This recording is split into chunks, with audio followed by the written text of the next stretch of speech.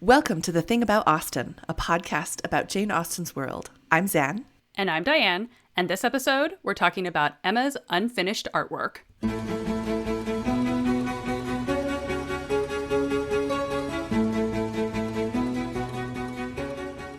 We are so excited to welcome our guest, Georgie Castilla, who will be joining us for our discussion on Emma's unfinished artwork, in addition to chatting with us about his own work. So it's a two-for special for you all today. Georgie Castilla is a New Jersey, New York City-based lyricist, production designer, and costume designer for film and theater, and a freelance comic artist and illustrator. He is the founder of Duniath Comics and creator of Regency-era-inspired webcomics Garden of the Year, What Would Jane Do, and Spinsterly Ever After, as well as the LGBTQ plus slice of life strip, Your Sense and My Sensibility. Georgie is a member of the Jane Austen Society of North America's Equity, Diversity, and Inclusion Committee, as well as the ad hoc search committee tasked with finding an ombudsperson to assist JASNA members regarding EDI concerns. Welcome, Georgie. We're so glad to have you here today. Yay, thank you. I'm so honored to be here. So, to set us up for the Emma portion of the episode today, we are discussing the part in the book, it's very early on in the novel, when Emma and Harriet have recently become friends, and Emma, as part of her maneuverings to match Harriet with Mr. Elton, has decided to take Harriet's likeness. As part of the process of deciding on the size of the portrait, Emma brings out her portfolio to show some examples of her work to Harriet and Mr. Elton. So, Georgie, would you mind setting us up by reading the quote from the book for us? Absolutely. Emma wished to go to work directly, and therefore produced a portfolio containing her various attempts at portraits, for not one of them had ever been finished, that they might decide together on the best size for Harriet. Her many beginnings were displayed: miniatures, half-lengths, whole-lengths, pencil, crayon, and watercolors had been all tried in turn. She had always wanted to do everything, and had made more progress both in drawing and music than many might have done with so little labor as she would ever submit to. She played and sang, and drew in almost every style, but steadiness had always been wanting, and in nothing had she approached the degree of excellence which she would have been glad to command, and ought not to have failed of.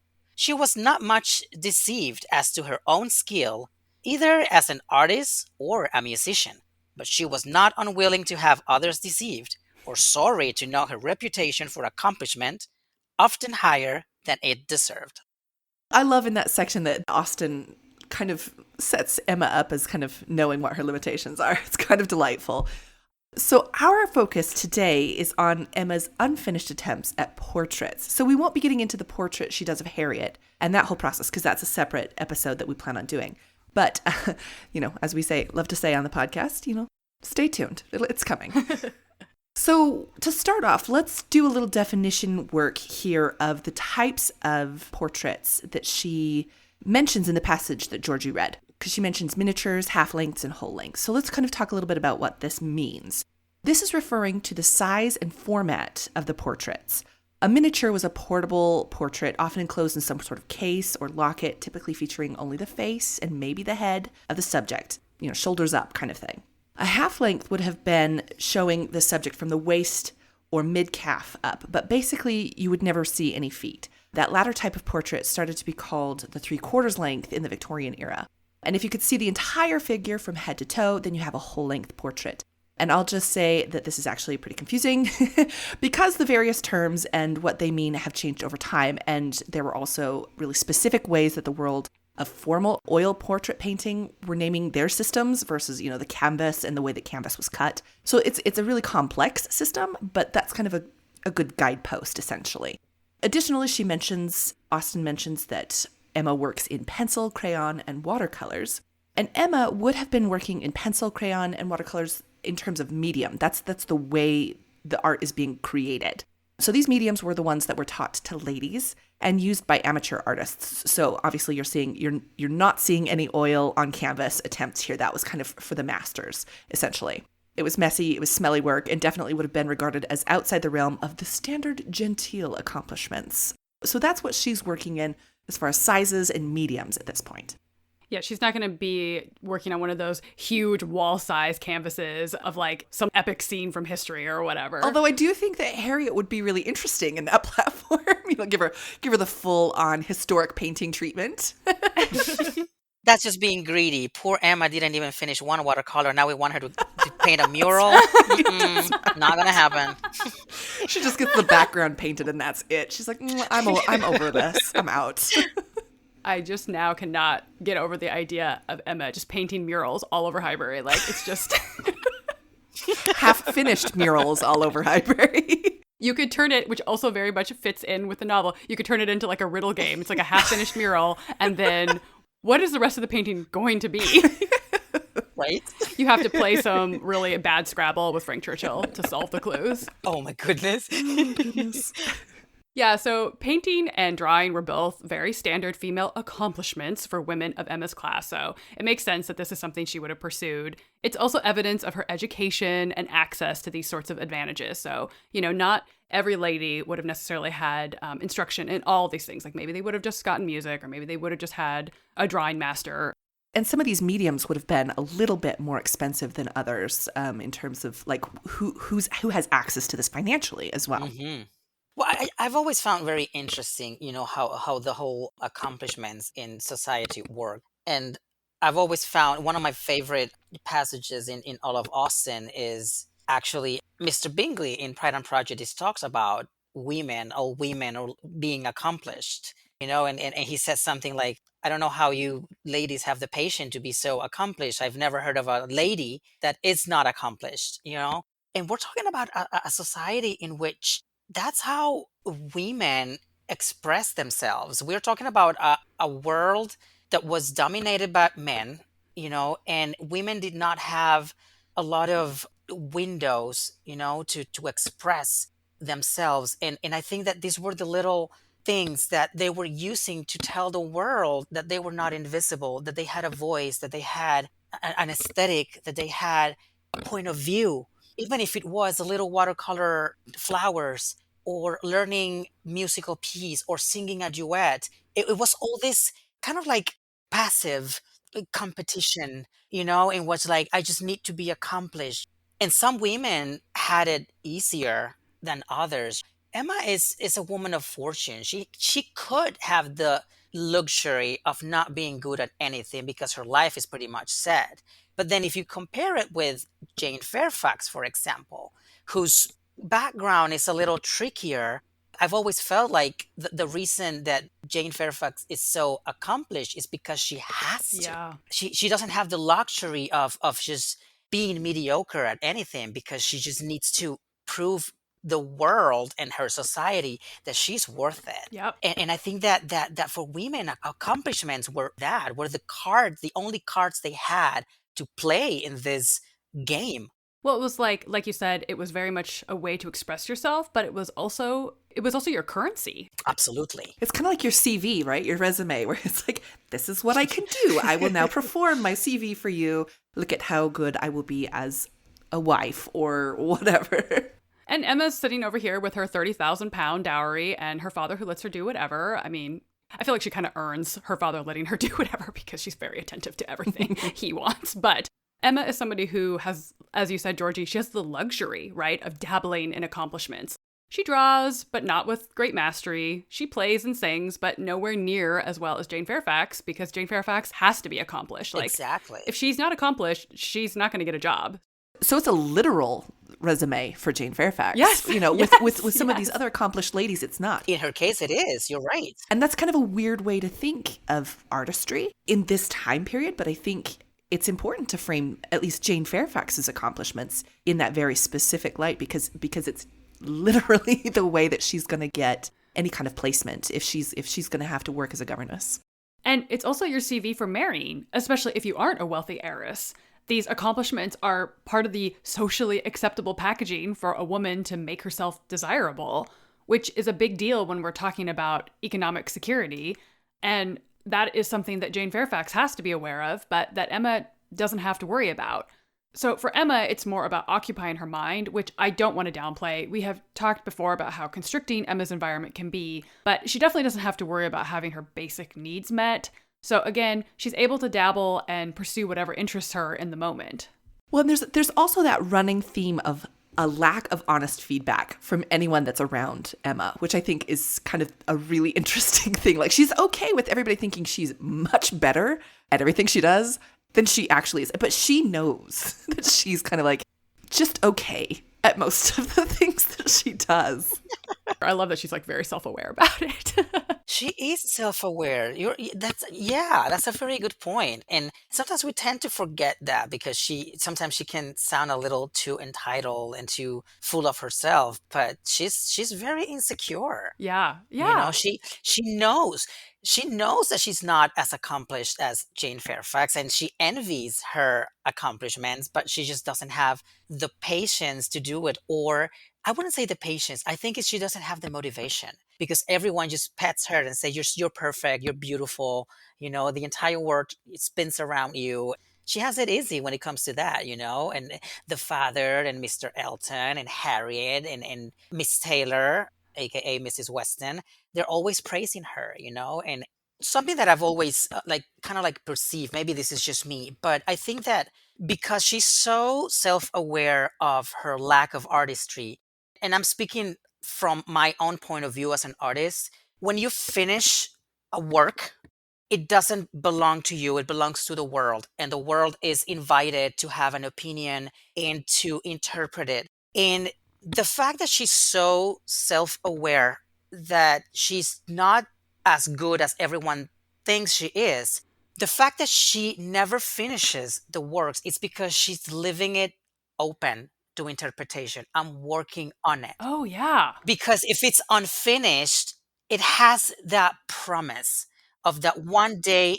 is going to be great. Once you finish it, is going to be great. But she never finishes because she doesn't want that final opinion. She doesn't want that critique. So I've always felt like there's this sense of procrastinating things, saying I'll finish it later, I'll get back to it later, because she doesn't want to finish it because she doesn't know how to finish it. And I've been there, so I totally understand her. I've been there. It's like, it's something that it's full of promise, but we don't have to end it right now. We don't have to put that final period to it. Let's just let it linger and leave it there and open to interpretation. And I've always found that very interesting. It's funny because we know that Emma is actually fairly naturally talented and is kind of able to coast on that. So even though she hasn't the level of excellence or true artistry that she might be capable of or wish that she had, Austen does tell us that there was merit in every drawing. So she isn't incompetent or anything. She has taste.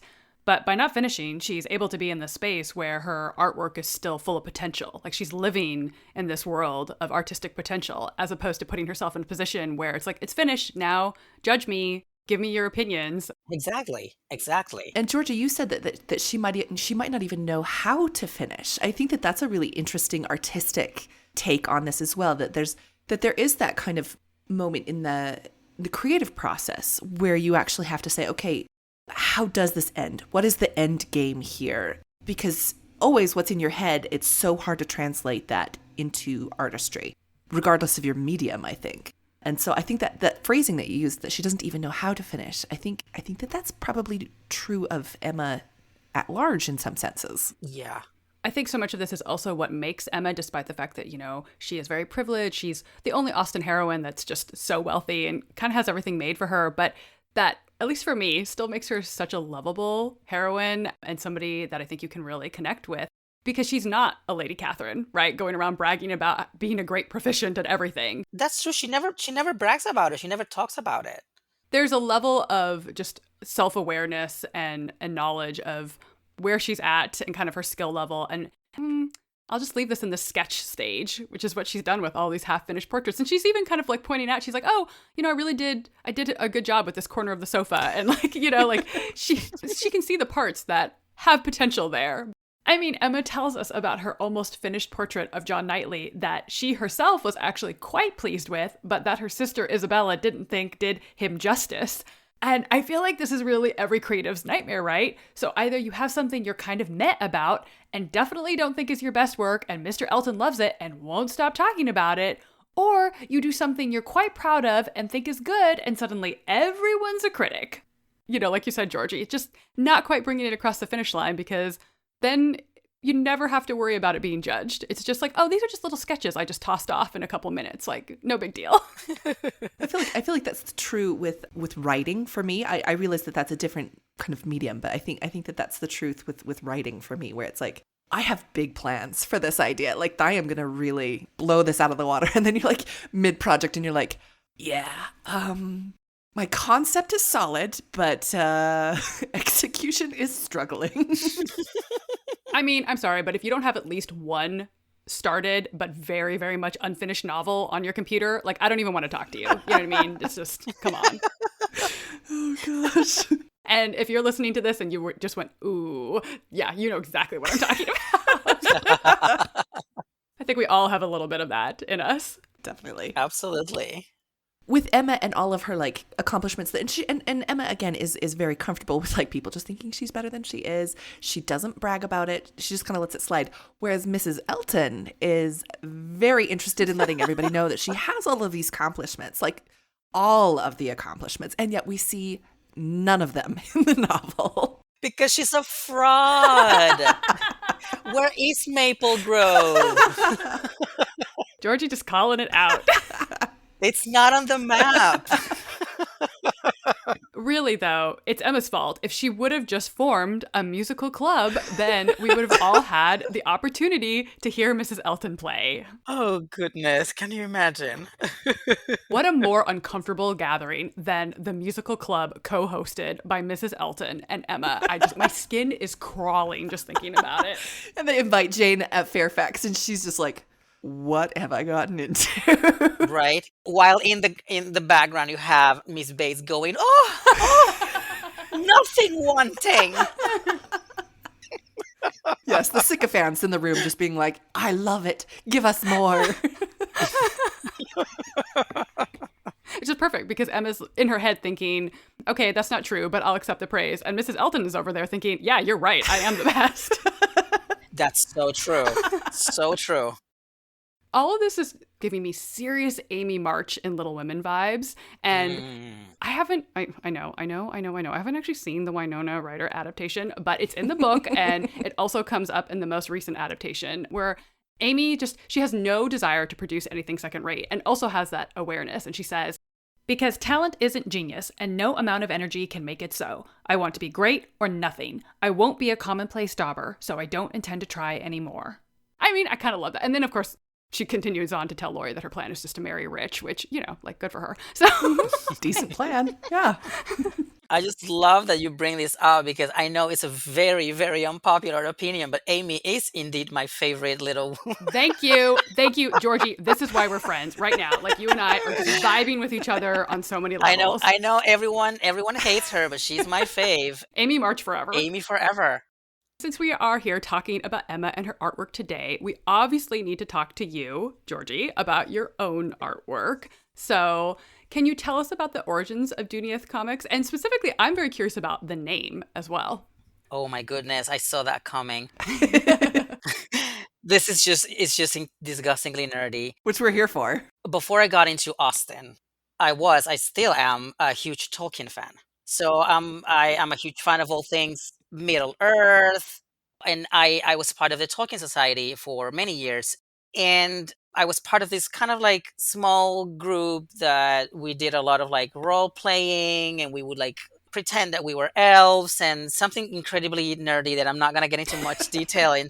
But Duniath is basically my magic name. Okay. My name, which is George, literally means farmer or man who works the soil. And the word Duniath, it is the Elvish form for the Sindarin form of farmer. Okay. With the TH, which is the masculine, what makes the name masculine. If I were taking a female name, it would be Duniel instead of Duniath. So yeah, that it's something that's been with me ever since like probably high school. And like some of my close friends always called me Duniath. I love that. And it's something that I carried always. So yeah, when I started like doing my comics and my things, it was just, why not? You know, it's my magic name. I like it. Yeah. And yeah. Everything about that story is everything I ever wanted. Just all my favorite things. That was perfect.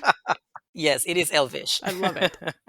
With your comics, you actually spend a lot of time portraying Austen and this period particularly. So, what is it that you love most about portraying Austen through comics? What's kind of inspiring your work here? It's just very interesting because honestly, it wasn't planned. I'm into theater, and after I graduated from theater, I went to Europe. I went to fashion school because I've always been into historical fashion and all of that. So while I was in fashion school, I wanted to focus on 19th century fashion. And I just discovered that whenever I was like at a cafe or, or I was stressed out and I just wanted to like, I always doodle whenever I'm like feeling anxious. That is something that's always calmed me down. And I would just grab a napkin or whatever I have in front of me and I start doodling. And for some reason, like 80% of my doodles end up being ladies in Regency dresses. I don't know why. It's a habit that I developed when I was in fashion school. And then like out of the blue, those like fashion sketches started to get more cartoony because I started like exploring with the style and all of that. And I've always been a comics kind of person. When I was in high school, I had these cartoons called Jerry's and Boris, which were like two little cats, and I was doing the comics for the school newspaper. It's been kind of like part of my life always. I never pursued like professionally because like theater was always like my first love, but I never stopped doing it. So it's something that I've always done on the side. So when I started getting into Jane Austen and reading a lot about like Regency and more like Georgian topics and all of that, I started doing comics just to just as a hobby. And I honestly did never plan to create something that nowadays I can proudly call a small business. Duniath Comics was born as a personal gallery on Instagram for me to feature my doodles. And because I had this just crazy idea when I started writing Spinsterly Ever After, which is a comic inspired by my sister, because my sister is a very badass woman in her 30s who's unmarried and she has to deal with the fact that we come from a very traditional family that I was born and raised in Mexico, in the very south of Mexico, in Yucatan. I grew up in high society. So I grew up with debutante balls that's still happening every December 31st in my hometown. And my mom was a beauty queen. And so I grew up with this society in which women have to be beautiful and have to be accomplished and have to marry well. And my sister has done nothing of those things. So she's always she has that pressure, she always has like grandma saying, "When are you getting married? When are you getting married?" Gotcha. I just find that super funny. So I started writing this comic strips about a princess who is unmarried and has this very funny relationship with her grandmother, who's always trying to matchmake her Love it. because the kingdom needs a king, because we women are not taken seriously. Mhm. Yep. So I started doing Spinster Ever After, and after that, I started getting into more like Regency things and all of that. And well, when you think of Regency, like you have to think of Jane Austen. And I started like doing Jane Austen cartoons and strips and jokes and all of that. And I started uploading them on my Instagram account, and a few of them got viral, and and the rest is history. Yeah. My favorite one, and the one that I think probably has gone most viral, is your More Pride, Less Prejudice. Oh yeah, I was not expecting that one. That's funny because that illustration is actually recycled. The original illustration doesn't have the background. The original illustration, which I did for my merchandise for Redbubble, the original illustration is that Jane holding the cup of tea. The background is a window with like a sunset, and I'm very proud of that illustration because I think I got the light just right, and I just love my pinks. But then when Pride Month came around, I just wanted to do something special. And so I kind of like took that Jane and I changed the background and I put the rainbow and I put the quote, and it just became a hit and it became my bestseller in my stores. But it's been really special, honestly, like to have so many Janeites purchase and wear this, in stickers and mugs and t-shirts just to show respect and support and love for the LGBTQ plus community with my art. It just meant the world to me, Yeah. because it's like, yeah, it's so special. So I guess kind of building on that idea of that example that you just gave us of a piece of art that you have worked on, can you walk us through a bit of your artistic process? Like, I'm curious how you come up with these concepts and how they go from idea to reality. Well, when it comes to comics, and let's just clarify because whenever people talk about comic, the first thing you think of is like superheroes, Mm. but there is an entire world of comics that has nothing to do with superheroes. I am a superhero fan, but when it comes to comics, I've always been more into the non-superhero comics like Blondie and Calvin and Hobbes and Dennis and the Little Orphan Annie, the Archie comics. I'm a huge fan of the Archie comics. So that was kind of like my style. And I think that my style is much more like that kind of cartoon and not the realistic, Buffy, Marvel, DC comic kind of stuff. That's kind of like an art of its own. And it's just, I have so much respect for it. But I'm much more into like the cutesy, cartoony kind of like newspaper strip kind of thing. So when it comes to my art process, I usually start if I'm doing a graphic novel, which for those who do not know, a graphic novel is basically a larger version of a comic. A comic is it's just shorter and it leaves you hanging issue after issue because the story doesn't conclude, and you always end the issue on a cliffhanger because you want people to buy the next issue, and you keep writing the story for as long as it sells. Graphic novel, it's just like reading a book. It has a beginning, it has a conflict and resolution, and everything is resolved by the end of the book. So if I'm doing a graphic novel, I start with the thumbnails, which is just kind of like sketching how I imagine the page to be with the little, like quick sketches on how am I going to do the panels.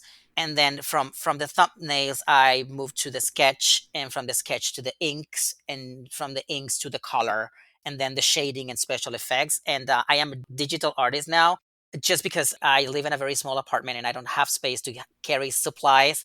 And because it is just so convenient now with the age of technology, just designing and doing everything on my iPad, it's ready to go. It's print ready, it's publishing ready. So yeah, but it's still the same process. You still have after layer after layer, and Yeah. you just build it up until you have it.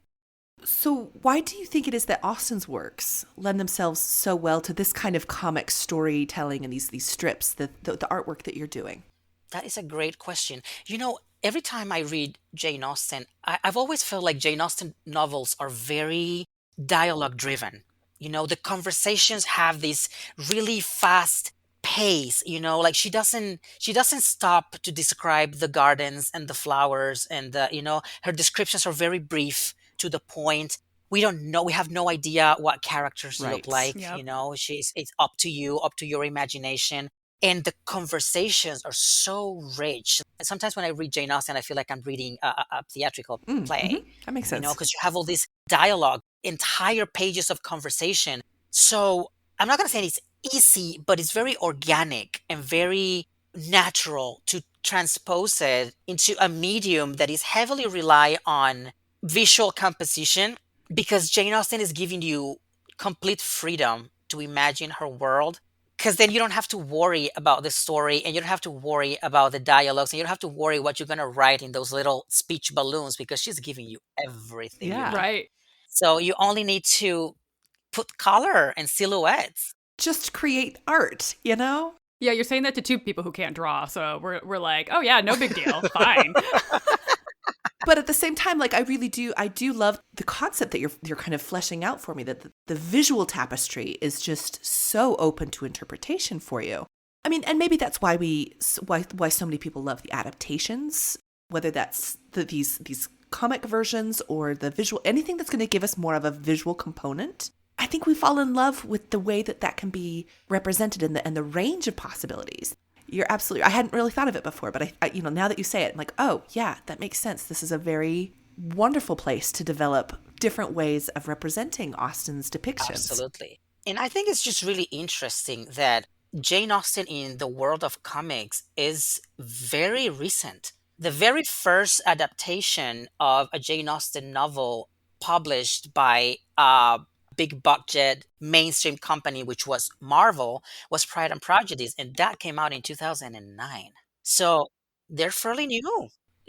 Some people will cringe when I say this, but it is all thanks to the 2005 Pride and Prejudice film adaptation. You might love it, you might hate it, but the fact is that movie really opened up so many doors and windows to a brand new generation of younger Janeites. And that is why we are having this boom of Jane Austen being this, I don't know, this I just call it the cult of celebrity Oh Yeah. yeah. surrounding her.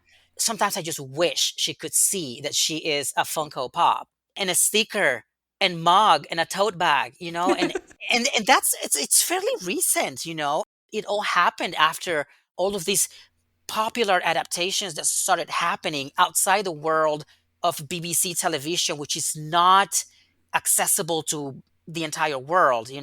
But then you produce a movie that is released internationally, and then people who had no idea who Jane Austen was, now it's suddenly all about Austen. So I am thankful for those adaptations, whether we like them or not. I'm just really thankful because I strongly believe that every generation should have their own very slice of Jane Yeah. Austen.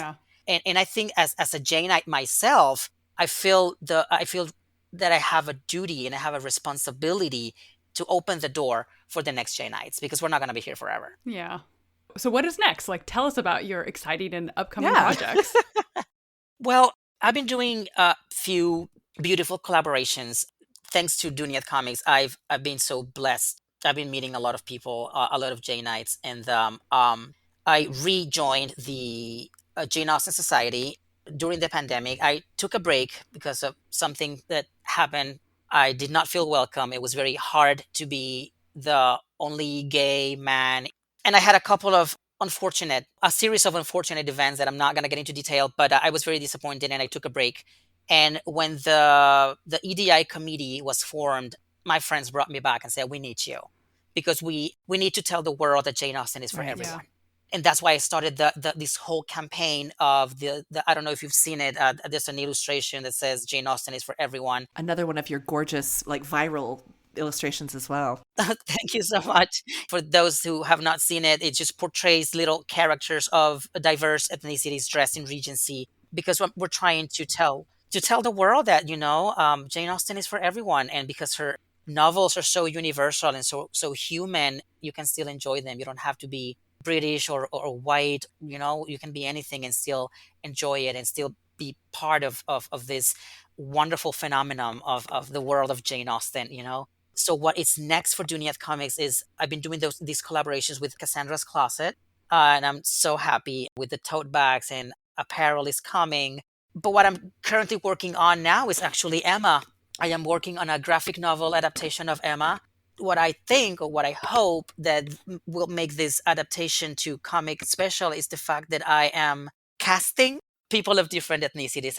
I just think that we need to see a little more representation in Jane Austen. I just felt like if I'm going to do an adaptation of Jane Austen, I don't want to do something that someone has done before, and if we're going to do it, let's just bring something different to the table.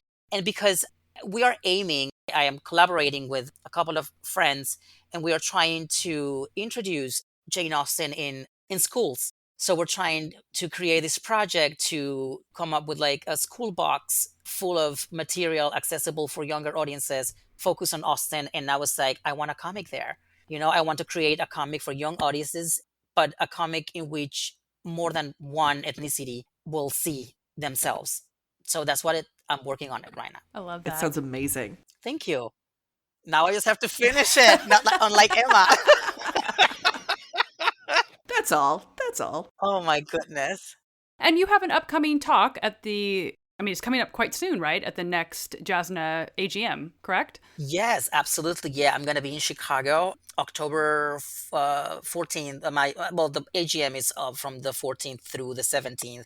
But my talk is going to be on the 14th in the evening. And yeah, I'm going to be talking about Jane Austen in the world of comics and manga and graphic novels, and kind of like compare what the different styles and what different artists are doing and how they are interpreting Jane Austen into this beautiful medium that is embracing the classics, which I think it's wonderful. Yes, we love superheroes, but there are other stories that are so worth telling, and I just think that it is a very easy pass for other generations to have that first slice of Austen that will get them hopefully into reading the novels and watching the movies and dressing in period and maybe joining the Jane Austen Society, because we need diversity, we need more.